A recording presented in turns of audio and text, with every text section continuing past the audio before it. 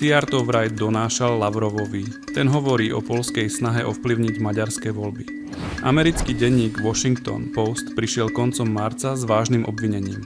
Šéf maďarskej diplomácie Péter Szijjártó podľa jeho zdrojov počas rokovaní Európskej únie telefonicky informoval ruského ministra Sergeja Lavrova o priebehu diskusí. Ten porušenie bezpečnosti rázne odmieta. Tvrdí, že ide o lži a politicky motivované útoky. Komunikáciu s Lavrovom označil za bežnú súčasť diplomácie.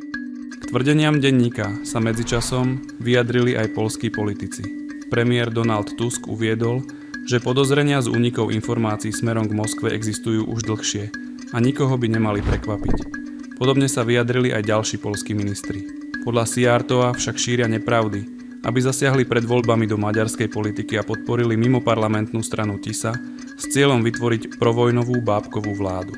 Maďarský premiér Viktor Orbán dokonca poveril ministra spravodlivosti, aby preveril, či Szijjártó nebol odpočúvaný tajnou službou niektorej z krajín únie.